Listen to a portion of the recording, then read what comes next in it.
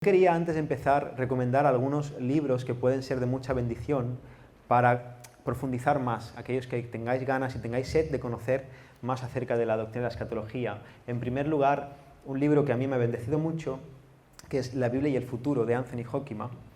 Y de lo que he leído de escatología me parece, hay mucho que es muy bueno también, pero me parece que está muy bien escrito, muy ordenado, es muy claro y puede dar mucha claridad para que entendamos. Después también, si os interesa el libro de Apocalipsis, en concreto, el comentario de William Hendrickson, que se llama Más que vencedores, es muy recomendable y también creo que sería muy bueno que lo podáis tener. Y luego un libro que sé que aquí lo conocéis bastante porque Moisés sé que ha estado dando un seminario acerca de la teología sistemática de Grudem. Tiene una parte de escatología que es muy buena, aunque como veréis en el último día yo difiero de su punto acerca del milenio, pero ahí está la gracia, ¿no? Que son cuestiones en las que podemos diferir en algunas cuestiones, en algunos matices, pero el fundamento, la base, es afín. Al final creemos todos que Cristo va a volver a por su iglesia y le esperamos con anhelo. Amén. Así que estos tres libros creo que pueden ser de mucha bendición. Antes de empezar, quería hacer una introducción breve a lo que es la escatología. La palabra escatología está compuesta de dos palabras griegas que son, por un lado, escatón, que significa postrero o último, y en segundo lugar, logos, que es estudio. Escatología al final es el estudio de las últimas cosas o los eventos futuros. Y hoy vamos a hablar de la primera parte de la teología bíblica de la escatología. Jürgen Moltmann dice lo siguiente: desde principio a fin, y no solo en el epílogo, es decir, al final, el cristianismo es escatología. Es esperanza, mirando y moviéndose hacia adelante, y por ello también cambiando y transformando el presente. Lo escatológico no es solo un elemento del cristianismo, sino que es el centro de la misma fe cristiana, la clave en que se armoniza todo en ella. Por eso la escatología no puede ser en realidad solo una parte de la doctrina cristiana. Por el contrario, el carácter de toda proclamación cristiana, de toda existencia cristiana y de la Iglesia entera tiene una orientación escatológica. Lo que dice Moltmann es que realmente, un poco lo que apuntaba antes, ¿no? Que hablaba de que nos acercamos a la escatología desde libros concretos, de doctrinas concretas, pero realmente la fe cristiana es una fe escatológica. Desde el principio apunta hacia un final. Nosotros estamos esperando algo que va a venir y es nuestro anhelo, nuestra esperanza, por lo tanto todo tiene que ver con la escatología. Y toda la Biblia veremos que está impregnada de la escatología. T.C. Bridgen dice: la expectativa de la llegada del reino de Dios está en la médula misma del mensaje del Antiguo Testamento y es el cumplimiento inicial de esta expectativa en Jesús de Nazaret, que funciona como trasfondo del mensaje del Nuevo Testamento. Y dice: el corazón del Antiguo y del Nuevo Testamento es, por tanto, la perspectiva escatológica. Vamos a entrar en la perspectiva escatológica del Antiguo Testamento. Como decía, la escatología no solo está presente en algunos libros, sino que permea, impregna toda la enseñanza bíblica. Desde Génesis hasta Apocalipsis podemos decir que la Biblia va de escatología, porque nos cuenta la historia de Dios acerca de un plano, un propósito hacia un final, desde un principio, desde Génesis, hacia un final. Por lo tanto, tenemos que considerar que la escatología está muy presente en todo el Antiguo Testamento. Segundo.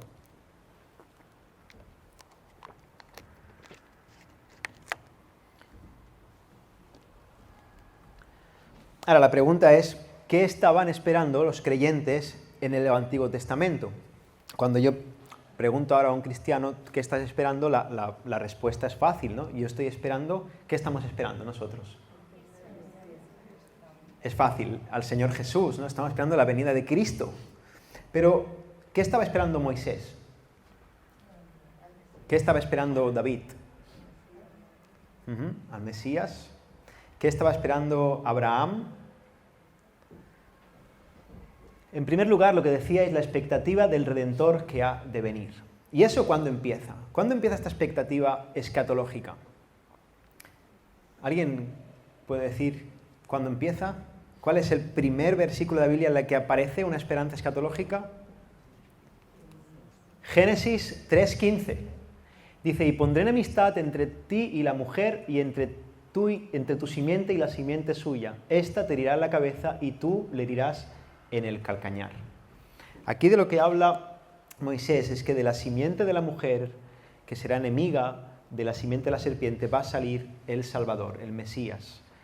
Conocemos la historia, Eva come del fruto, Adán también, el ser humano como especie cae en pecado, y entonces Dios maldice tanto al hombre como a la mujer y también a la serpiente, y le da la maldición una promesa. ¿Cuál es la promesa? Habrá un día en el que de la simiente de la mujer, alguien que será hijo de mujer, va a salir un redentor que va a pisarte la cabeza, que va a derrotarte. Así que desde este momento, ya Adán está esperando a que venga él. Probablemente cuando a Adán le nació Caín, se preguntaron, ¿será él el que va a pisar la cabeza a la serpiente? Luego, como vimos, pues Caín no fue, ¿no? Pero estaban esperando eso. La Biblia, toda la Biblia, desde el principio, de Génesis 3:15 hasta en adelante, narra el desarrollo de esta promesa. ¿De qué va la Escritura? La Biblia habla del desarrollo de la promesa en Génesis 3:15, cómo Dios consuma esta promesa hecha en el principio de la Escritura. Ahora, este Salvador, este Mesías esperado, el Redentor que había de venir, debía cumplir algunas expectativas, algunas condiciones proféticas. Vemos en 1 de Pedro, capítulo 1, del 10 al 11, que dice, los profetas que profetizaron de la gracia destinada a vosotros, y ahí Pedro se está refiriendo a los profetas del Antiguo Testamento, los que estaban hablando antes de Cristo, inquirieron y diligentemente indagaron acerca de esta salvación, escudriñando qué persona y qué tiempo indicaba el Espíritu de Cristo que estaba en ellos, el cual anunciaba de antemano los sufrimientos de Cristo y las glorias que vendrían tras ellos.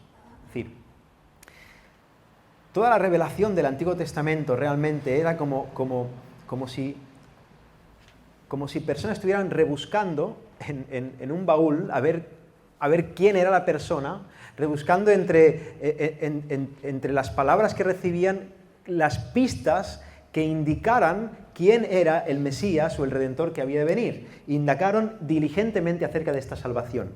Y lo vemos, por ejemplo, algunas expectativas o algunas condiciones que debían cumplir. En primer lugar, debía ser descendiente de Abraham. El Mesías, que nació de mujer de Génesis 3, tenía que ser descendiente de Abraham. Y eso lo vemos en Génesis 26, del 4 al 5, dice, multiplicaré a tus descendientes como las estrellas del cielo y les daré todas esas tierras. Por medio de tu descendencia, todas las naciones de la tierra serán bendecidas.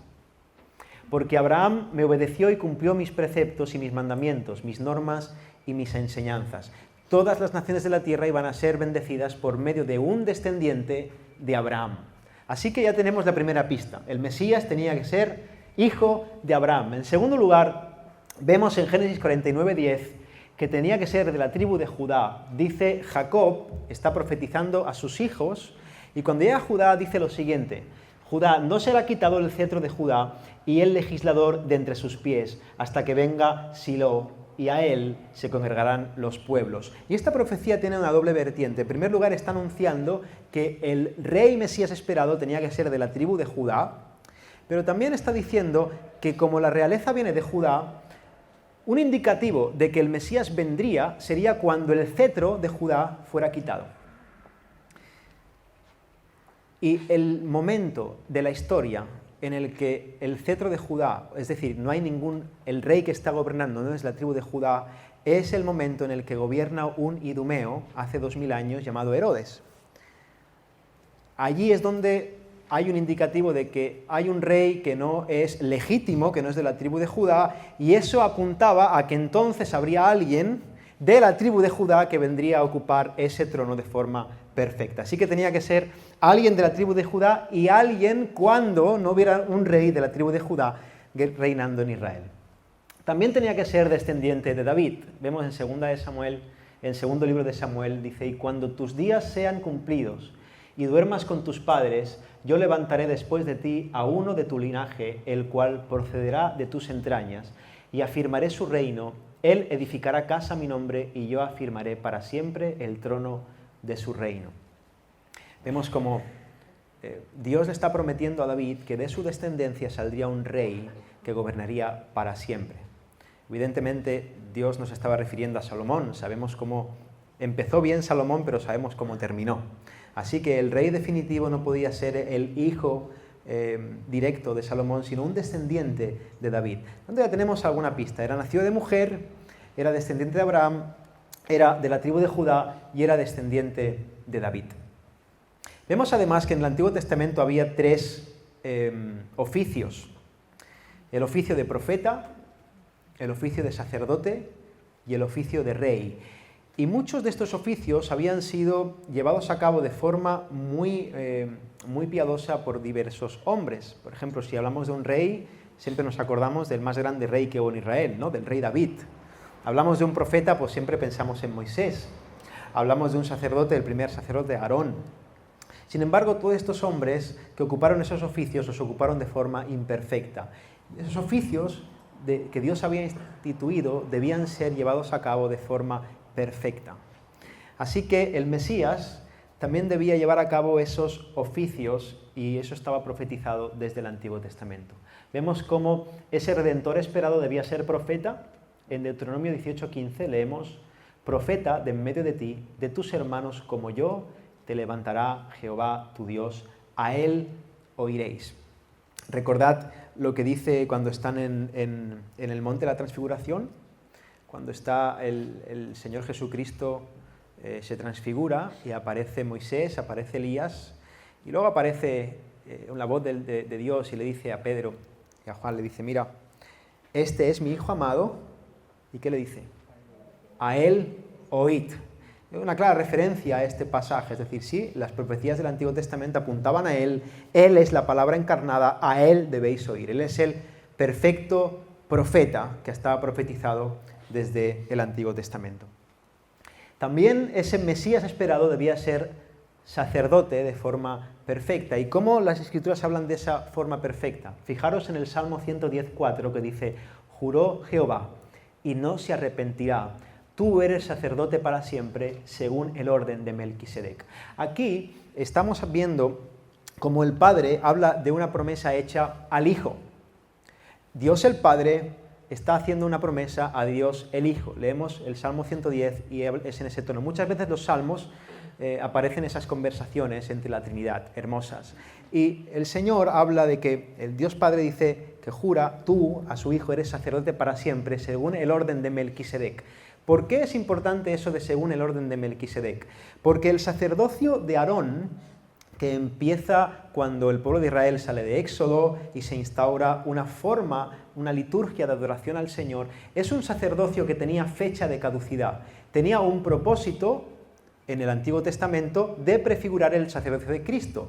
Pero cuando Cristo viene y vence en la cruz, realmente todas esas cosas que se hacían como sacrificios, como esa liturgia que había en el Antiguo Testamento, ya no tiene sentido. Es decir, es un sacerdocio que termina en un momento dado, cuando Jesús muere en la cruz y dice que el velo del templo, ese velo que separa al resto de los mortales del lugar santísimo donde está la presencia de Dios, se rasga por la mitad, la presencia de Dios se hace accesible a todo aquel que se acerca confiadamente al trono de la gracia por medio de Cristo. Así que desde que Aarón termina con su sacerdocio, el sacerdocio de Aarón termina, hay un sacerdocio eterno que no tiene principio ni fin, del que habla la Escritura, que es el sacerdocio según el orden de Melquisedec. Eso no está instaurado, es un intercesor que realmente no viene a ocupar ningún tipo de liturgia momentánea, sino que es un sacerdocio eterno. Ahora, ¿a quién prefigura o quién es el tipo perfecto de ese sacerdocio eterno, ese intercesor eterno entre los hombres y Dios? ¿Qué dice Pablo en 2 de Timoteo? Hay un solo, segunda o primera, no recuerdo, primera creo. Hay un solo Dios y un solo mediador entre Dios y los hombres, Jesucristo hombre. Él es el perfecto sacerdote.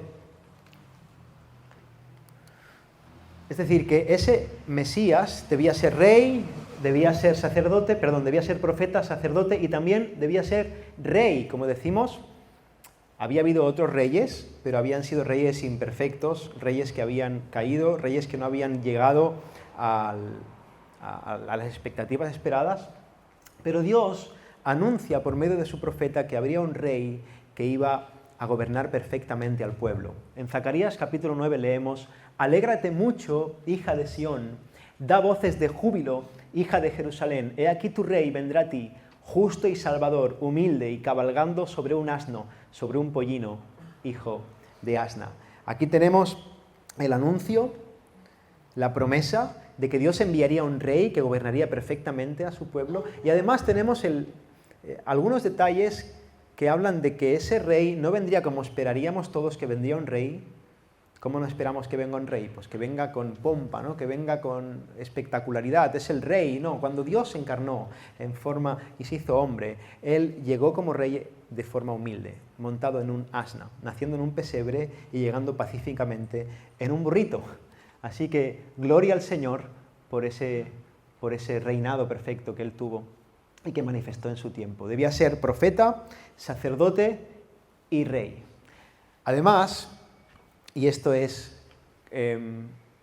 sobre todo en lo que muchos judíos en su día pudieron tropezar, ese Mesías, ese Redentor que debía venir, tenía que tener naturaleza divina, tenía que ser Dios.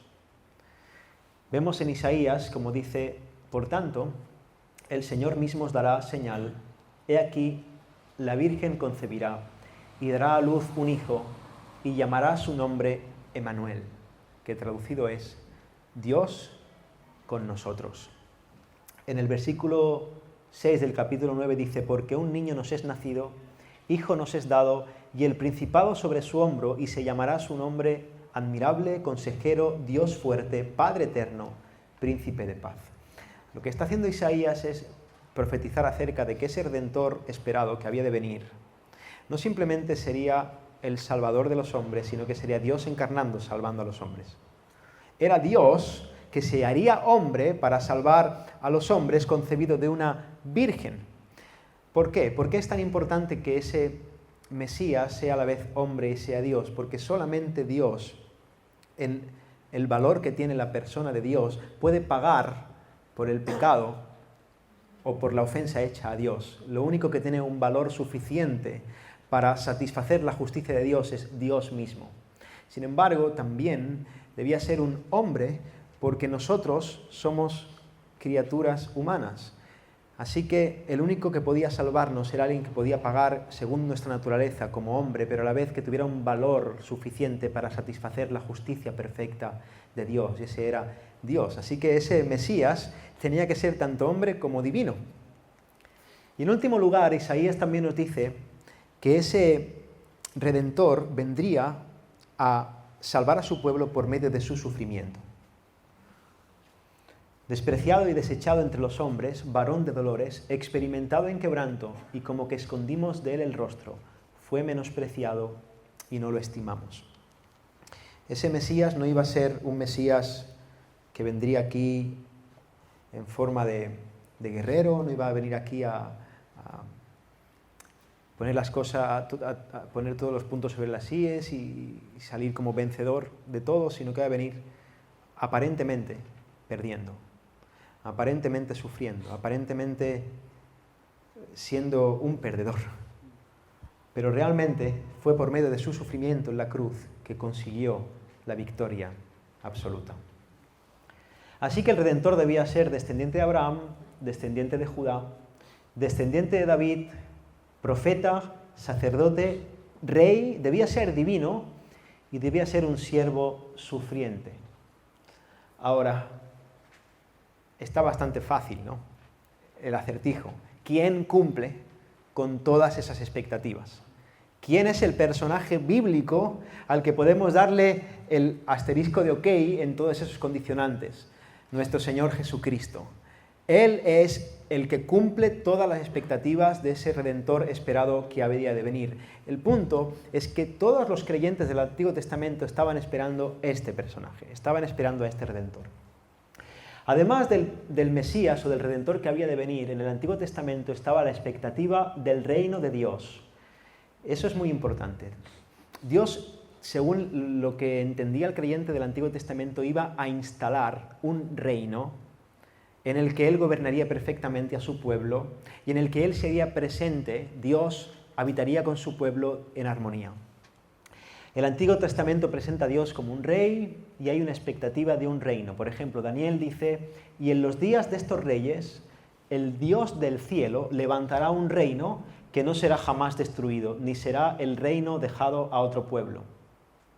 Desmenuzará y consumirá a todos estos reinos, pero Él permanecerá para siempre.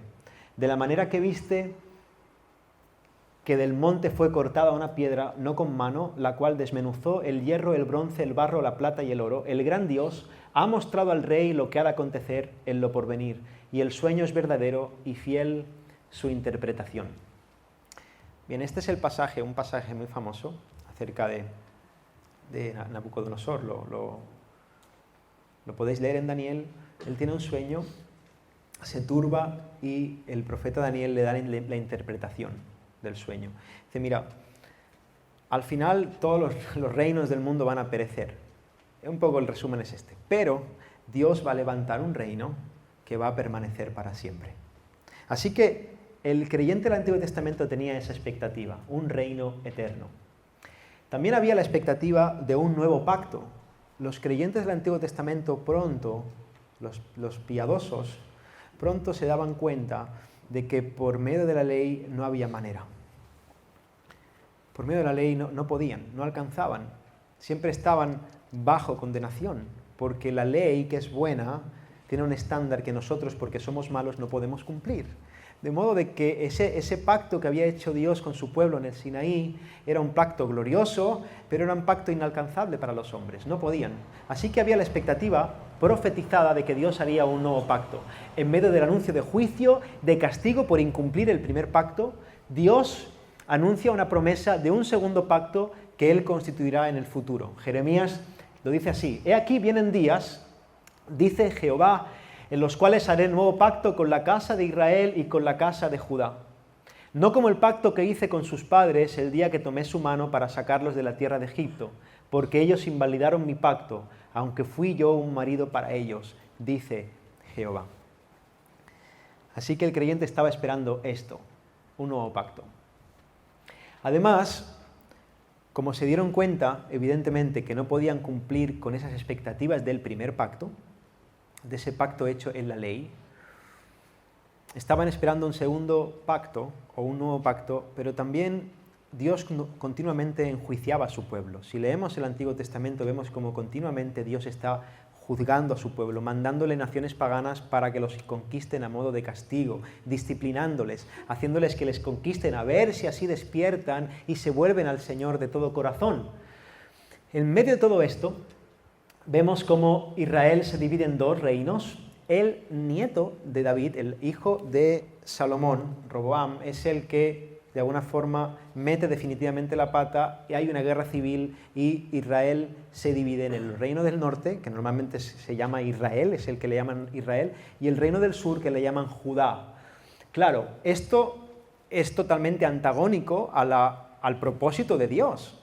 Dios debía ser el rey que gobernara a su pueblo unido en armonía. ¿Qué sentido tiene que el pueblo se divida? Encima que nos estén conquistando todo el día, que estemos tan sometidos a las naciones paganas. Nosotros, que deberíamos ser luz a las naciones, estamos siendo por afrenta al mundo, porque no estamos honrando al Señor. Pero Dios promete a su pueblo que Él, por misericordia, recogería un remanente del pueblo de Israel, que era su pueblo. De entre todos los israelitas había un remanente que Él volvería a acoger y salvaría. Dice Jeremías 23:3, «Y yo mismo recogeré el remanente de mis ovejas de todas las tierras a donde las eché, y las haré volver a sus moradas, y crecerán y se multiplicarán». Esa promesa incluye la necesidad del arrepentimiento. Dios manda a su pueblo a que se arrepienta, que se vuelva a Él. Y solo el remanente de Dios, el remanente que Él tiene preparado, va a ser salvo. Eso lo vemos también desarrollado en Romanos 9, 10 y 11 de forma muy clara por Pablo. Hay un remanente del pueblo de Israel que Dios va a salvar. George Ladd dice: «Quizás el resultado más significativo de esta preocupación ética de los profetas sea la convicción de que no será Israel como tal, pueblo étnico, que entrará en el reino escatológico de Dios, sino solamente un remanente creyente y purificado. La Escritura deja bastante claro que no todo el que desciende de Israel es israelita. Y no todo el descendiente étnico de Israel va a ser salvo. Dios promete que a pesar de que los israelitas hayan invalidado el pacto hecho en el Sinaí, por su desobediencia Dios iba a restaurar un remanente por gracia e iba a salvar a parte de su pueblo. Ahora, además de la expectativa de la salvación del remanente, tenemos la expectativa del derramamiento del Espíritu Santo. Veréis, en el Antiguo Testamento,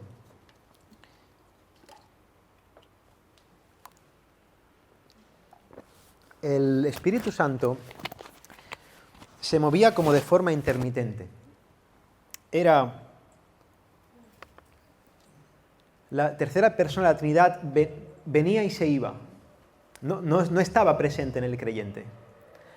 De repente vemos como incluso alguien que no, desde el pueblo de Israel, es lleno del Espíritu de Dios, o vemos de repente como Sansón, que era un personaje bastante curioso, de repente el Espíritu Santo le llena. Vemos como gente muy impía de repente se llena del Espíritu Santo. Es como que el Espíritu Santo actúa y se va, viene y se va. Pero Dios profetiza, o sea, Dios le dice a Joel que después de todo lo que iba a acontecer, Él derramaría su Espíritu sobre toda carne, y entonces profetizarán vuestros hijos y vuestras hijas, y vuestros ancianos soñarán sueños, y vuestros jóvenes verán visiones, y también sobre los siervos y sobre las siervas derramaré mi Espíritu en aquellos días.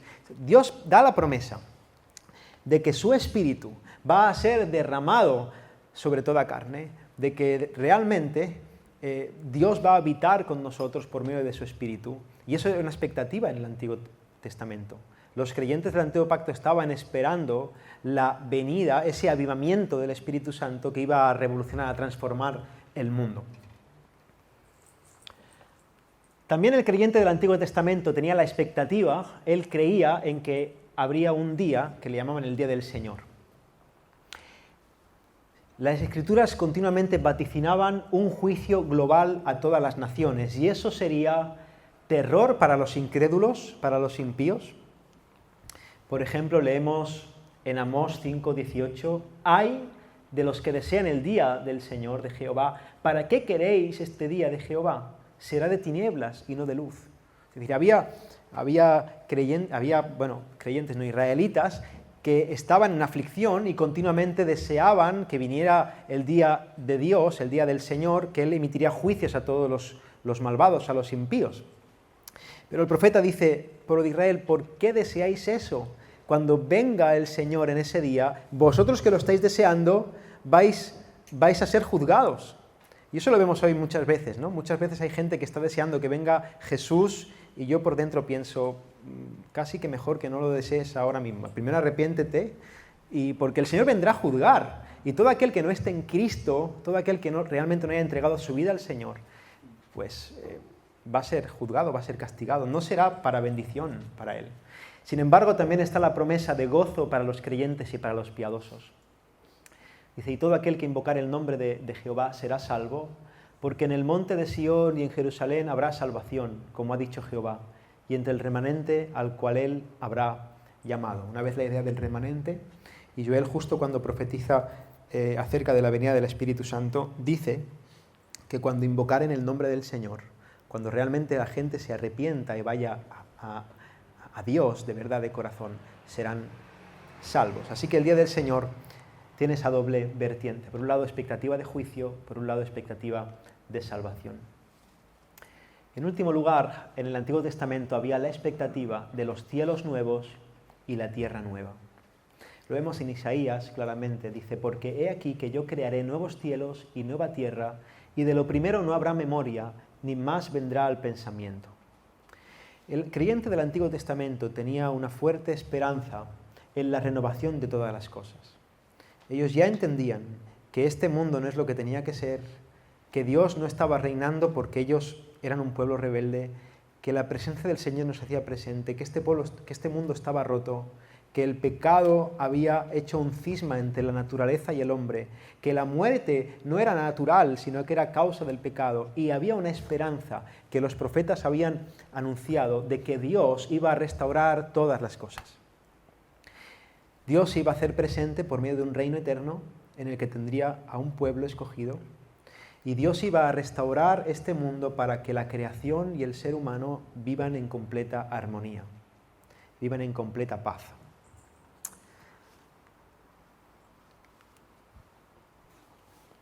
Así que la perspectiva escatológica del Nuevo Testamento, repasando, un creyente esperaba un Redentor. La diferencia entre el creyente del Antiguo Testamento y el del Nuevo es que el del Antiguo Testamento estaba esperando a un Redentor que tenía que venir, y el del Nuevo ya cree en un Redentor que vino. Nosotros miramos para atrás, Moisés miraba para adelante, pero al final es lo mismo. Tenemos fe en alguien que vendrá a salvarnos, en alguien que vendrá a remover todo o a resolver todo este problema, este conflicto.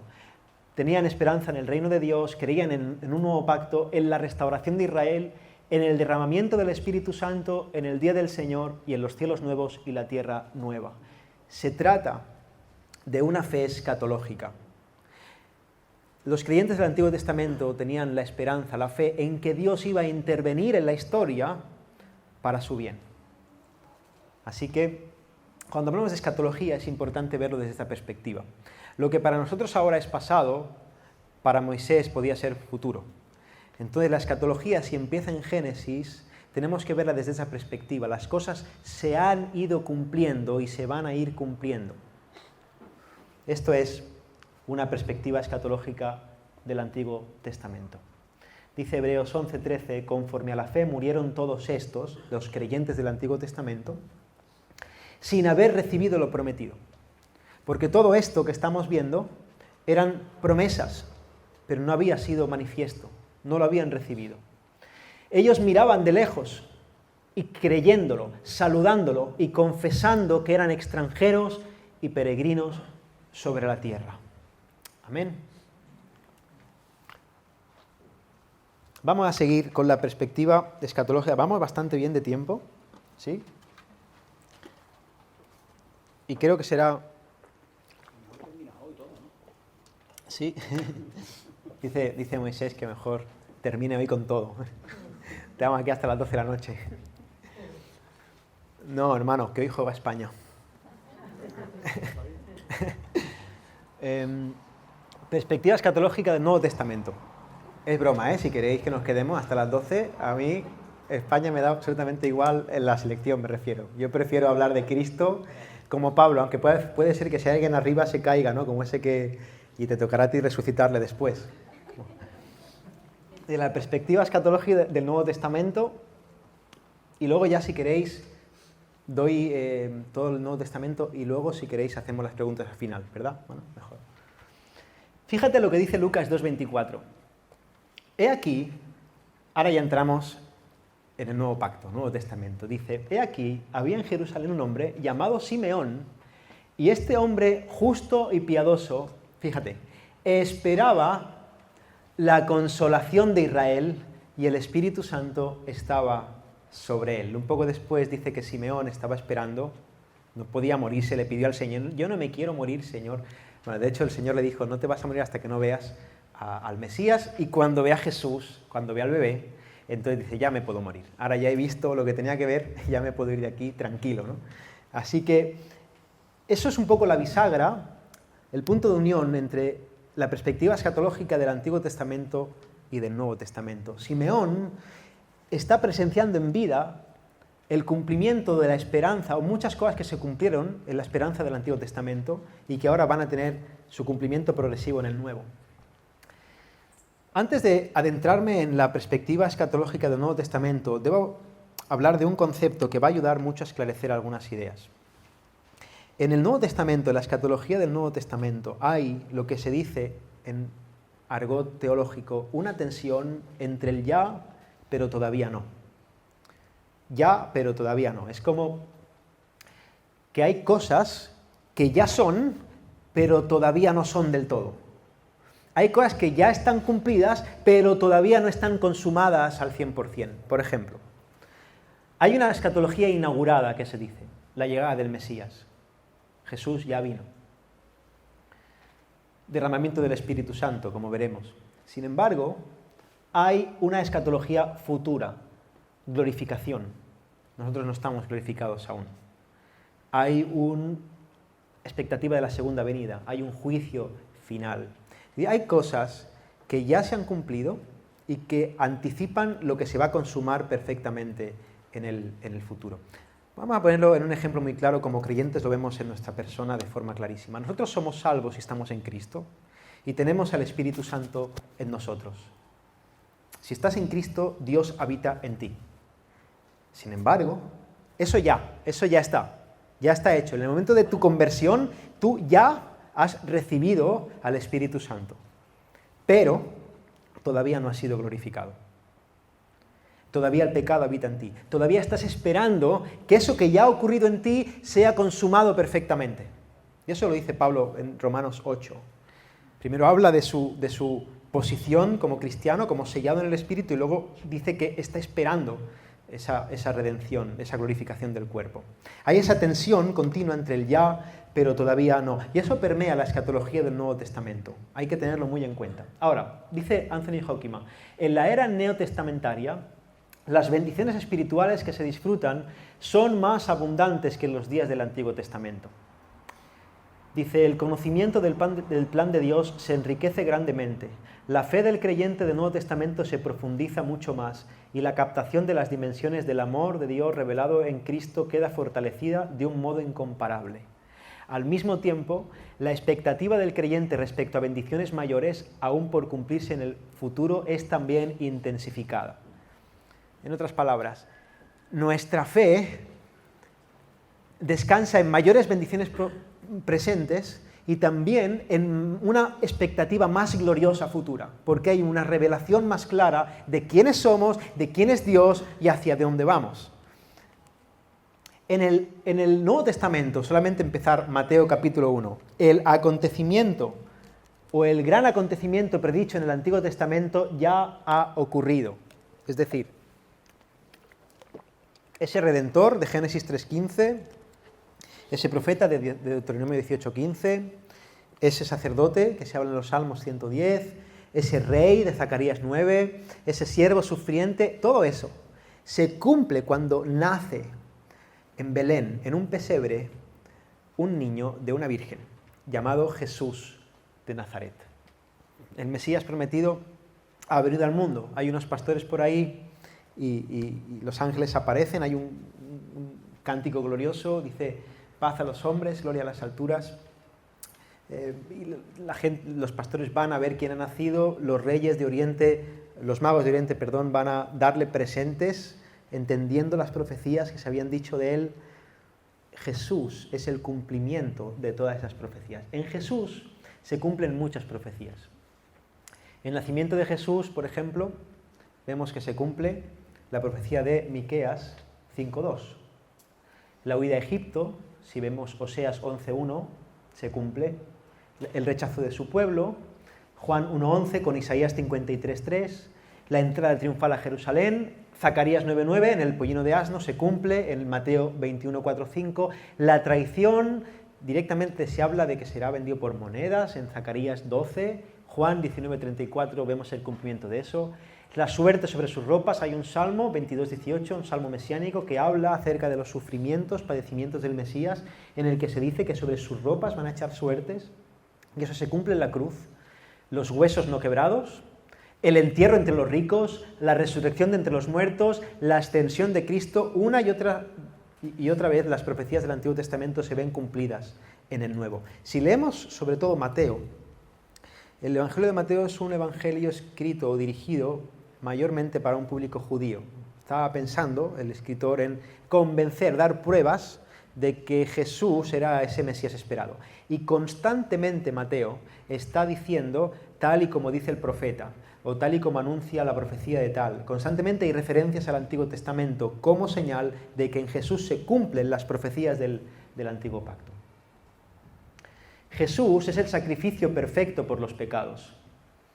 En esa voluntad somos santificados mediante la ofrenda del cuerpo de Jesucristo hecha una vez y para siempre.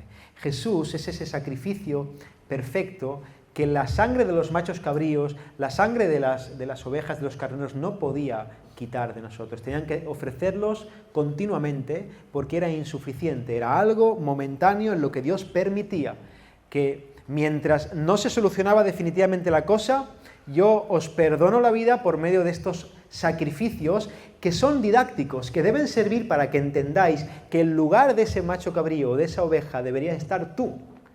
Y yo permito que muera un animal inocente en tu lugar. Entonces, cuando ese animal se ha degollado, tú mírale a los ojos y recuerda que eso lo ha provocado tu pecado. Arrepiéntete y cree que yo soy suficientemente bueno y misericordioso y poderoso para perdonarte y para salvarte. El problema es que esos animales son animales y cada 2 por 3 tenemos que estar sacrificando porque para Dios eso no es suficiente.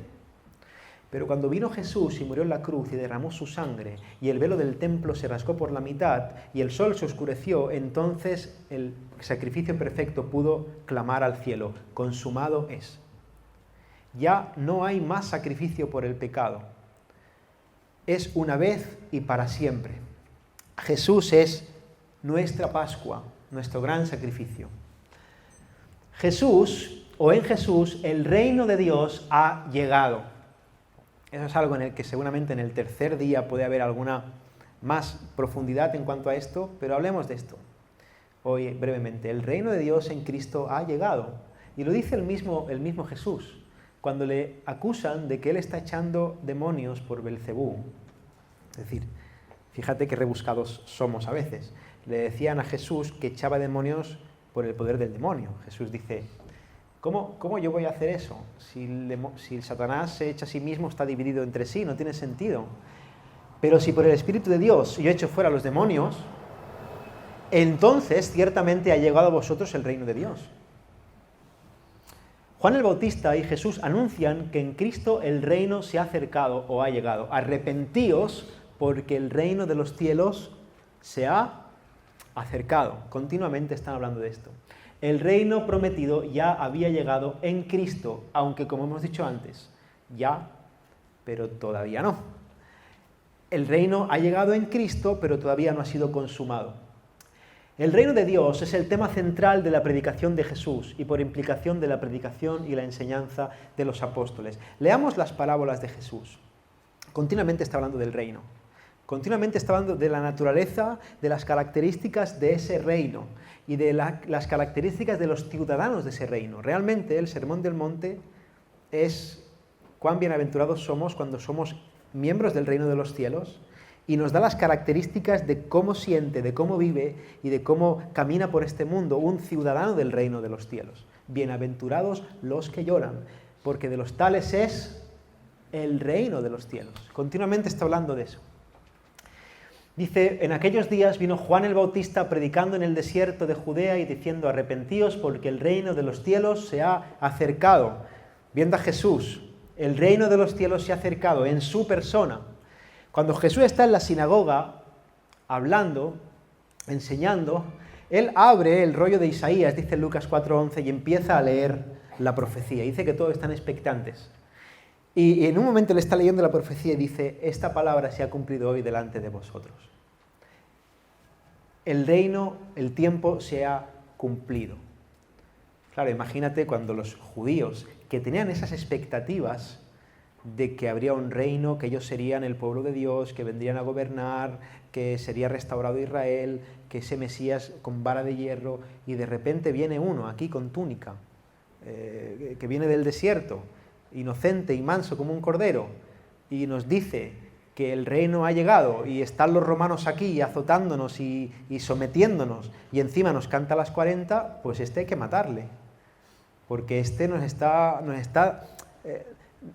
un poco desmontando toda la estructura social, teológica, toda nuestra identidad corre peligro con esta persona, que está diciendo que toda nuestra esperanza realmente ya ha llegado en él y nosotros no lo podemos soportar porque lo que nosotros esperamos no nos lo da.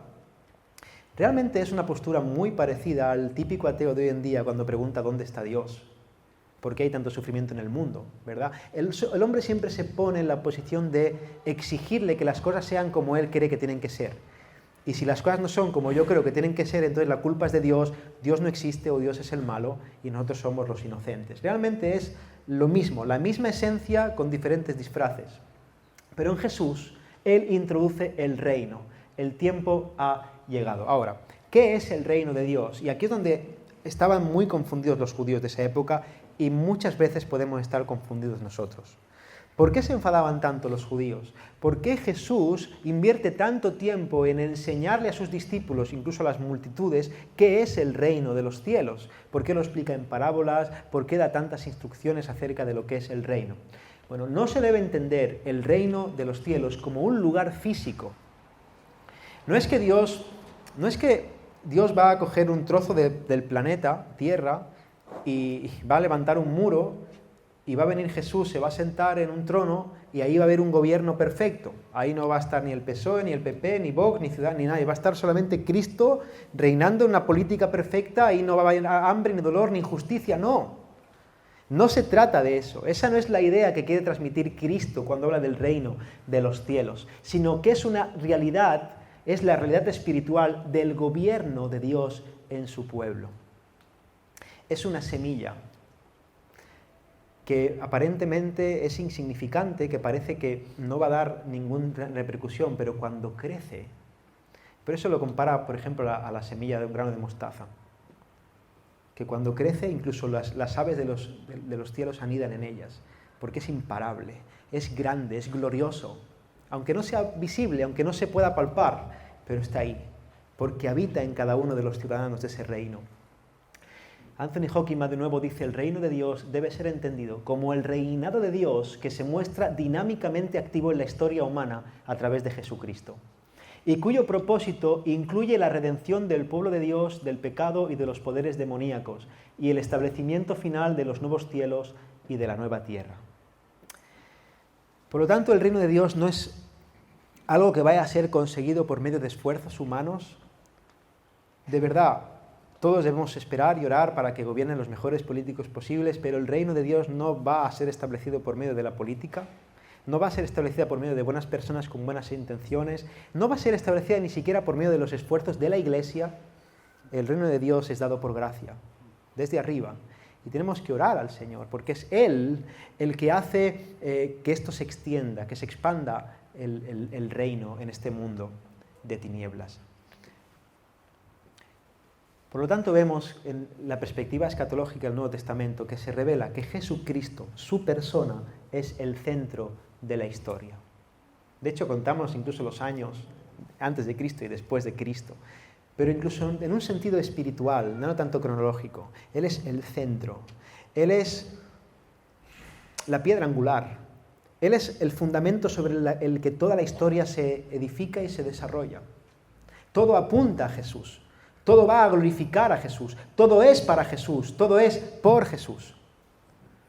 Él antes y el después, el cumplimiento de todas las profecías, y su primera venida marca el inicio, y esta es una palabra que también puede crear un poco de controversia hoy, del fin de los tiempos. Su primera venida marca el inicio del fin de los tiempos. Con la muerte y la resurrección de Jesús, se inauguran los postreros días. Yo sé que los creyentes no lo hacemos con mala intención, pero a veces tenemos que cuidar cómo hablamos, porque podemos no ser bíblicos. Hay veces decimos, ¿cuándo vendrán los últimos tiempos? O esto parece que sean los últimos tiempos. ¿No habéis oído esa expresión? Ahora, por ejemplo, con lo del coronavirus, había un montón de vídeos por YouTube, ya son los últimos tiempos. Y realmente esto es un error bíblico. Ya son los últimos tiempos desde hace 2000 años.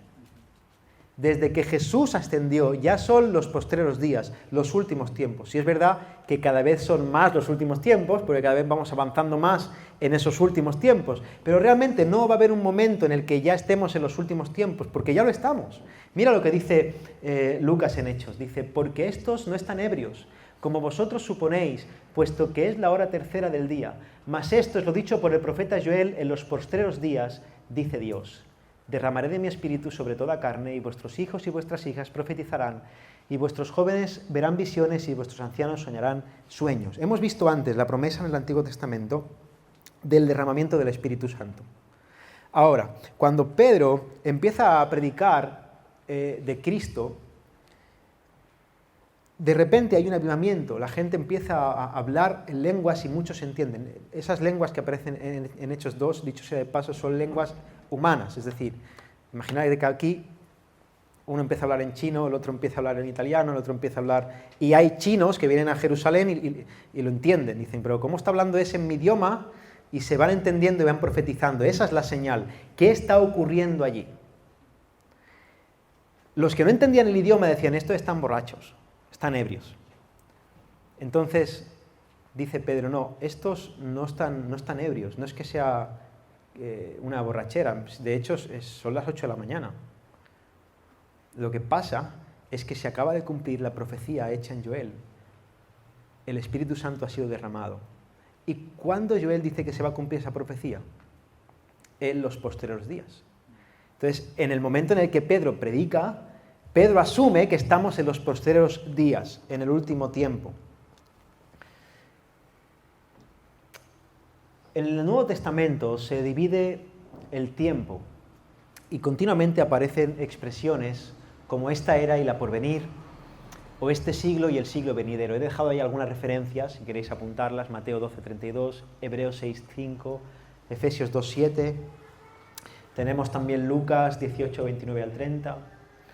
Vamos a hablar de un pasaje que a mí personalmente me gusta mucho, en Lucas 20, del 34 al 35 dice lo siguiente: entonces respondiendo Jesús les dijo, los hijos de este siglo se casan, ¿ves la expresión este siglo?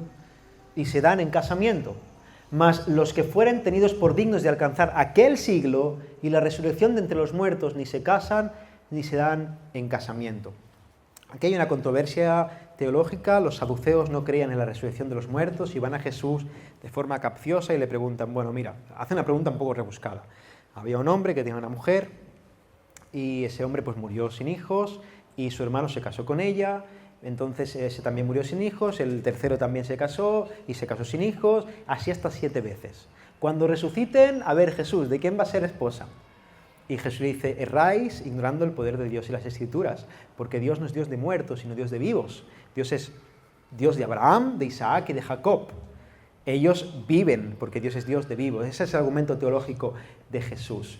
Y entonces dice, en este siglo la gente se casa. ¿Qué significa este siglo?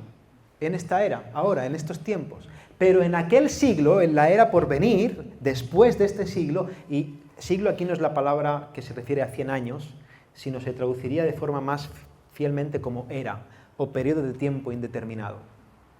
No es como 100 años, que nosotros entendemos siglo por 100 años, sino como era. En aquel siglo, después de esta era, ni se casan ni se dan en casamiento. Hay una división de los tiempos en esas dos eras. Por lo tanto, vemos como claramente la Escritura dice que ya estamos en los últimos días, ya estamos en los posteros días, dice Juan, en verdad es primera de Juan, disculpa, se me ha colado ahí, no es Juan 2.18, sino primera de Juan 2.18, hijitos, ya es el último tiempo, y esto se escribió en el siglo I, ya es el último tiempo. El último tiempo no es ahora que está el coronavirus, no, ya era cuando estaba Juan escribiendo. Dice, y según vosotros oísteis que el anticristo viene, así ahora han surgido muchos anticristos, por esto conocemos que es el último tiempo. Hablaremos de esto un poco más en el segundo día. Esas señales que van apareciendo en el último tiempo, ya está hablando Juan en el primer siglo de que eso ya está ocurriendo. Sin embargo, volvemos otra vez a la tensión entre el ya pero todavía no. Ya es el último tiempo, pero todavía no es el último, con U mayúsculas, tiempo. No es el día final. Hay un día que está por llegar en el que va a ser el juicio final. Dice Jesús, el que me rechaza y no recibe mis palabras, tiene quien le juzgue la palabra que ha hablado. Ella le juzgará en el día postrero. Así que realmente estamos en una era, hay una era por venir. La ascensión de Jesús, la muerte, la cruz y ascensión marcan el principio de los últimos tiempos. Pero esta este desarrollo histórico y escatológico apunta hacia un día final que está por venir. Y en medio de todo esto entendemos que la venida de Jesucristo es en dos etapas. El Antiguo Testamento entendía, y eso es mucha de las confusiones que podían tener los judíos, es que las profecías del Antiguo Testamento tenían un cumplimiento al unísono, es decir, todas se cumplían en una misma venida del Señor. Por eso, por ejemplo, cuando está Juan el Bautista en la cárcel, y Juan el Bautista no puede ser acusado de ser un hombre falto de fe, sin embargo, cuando él está en la cárcel, hay un momento en el que él ha sido encarcelado por denunciar el pecado de Herodes, y hay un momento en el que Jesús está sanando enfermo, está desarrollando su ministerio, y Juan el Bautista tiene dudas y manda a sus discípulos a que le pregunten: ¿eres tú el que esperamos o tiene que venir otro? Porque Juan el Bautista veía una faceta de Cristo que le cuadraba con las Escrituras, pero había otra que no. ¿Dónde está el juicio? ¿Dónde está ese último día? ¿Dónde está el escatón? ¿Dónde está el que tú cojas a los impíos y los mandes al infierno? ¿Dónde está que juzgues a Roma? ¿Por qué yo, que soy un profeta que te anuncio, estoy en la cárcel y me van a decapitar? ¿Dónde está esa faceta? Ellos entendían que todo pasaba en una vez, pero realmente en el Nuevo Testamento descubrimos que la venida de Cristo ocurre en dos etapas. Está la creación, desde la creación en Génesis está la era pasada, tenemos la primera venida de Cristo y ahora entramos en los días postreros, en la era presente, ahora mismo la era de la Iglesia, y entonces estamos esperando la segunda venida de Cristo. Vemos que las profecías del Antiguo Testamento se cumplen en dos periodos. Hay algunas cosas que ya están cumplidas y algunas otras que no lo están, que se están esperando. Y ese día va a marcar la era por venir, el día posterior en el que el Señor va a juzgar a las naciones y a salvar a su pueblo. Lo hermoso de todo esto es que la primera venida de Jesús es la máxima garantía de la segunda venida. ¿Cuál es la prueba objetiva? Nosotros tenemos una fe racional, ¿no? Una fe ciega, una fe sin fundamentos. Pero ¿cuál es realmente la prueba objetiva, lógica, racional, de que creemos en algo cierto? La prueba objetiva de que nuestra fe está fundamentada en algo cierto, según Pablo en 1 Corintios 15, quiero recordar, es la resurrección de Cristo. Si no hay resurrección, vana es nuestra fe. Pero el hecho de que Cristo resucitara como cumplimiento profético de lo que se hablaba en el Antiguo Testamento es la máxima garantía de que Jesús va a volver. ¿Por qué creemos que toda autoridad le ha sido dada en el cielo y en la tierra? ¿Y por qué creemos que vamos a tener éxito en ir y hacer discípulos? ¿Por qué creemos que la esperanza de que Jesús va a volver a venir es una esperanza cierta? Porque Jesucristo resucitó. Y su primera venida y el cumplimiento de lo que Él hizo en la primera venida es nuestra garantía, es las arras, dice Pablo, cuando nos sella y nos convence en el Espíritu. Eso es la garantía de que nuestra esperanza futura es cierta. Los cuales también les dijeron: varones galileos, ¿por qué estáis mirando al cielo? Y ahora los ángeles hacen una promesa a los discípulos de Jesús. Este mismo Jesús, que ha sido tomado de vosotros al cielo, así vendrá como le habéis visto ir al cielo. Es decir, de la misma forma que se fue y lo habéis visto, Él murió en la cruz, resucitó, está en cuerpo glorificado, está ascendiendo al cielo, esto lo habéis visto, pues esto es la garantía de que Él va a volver.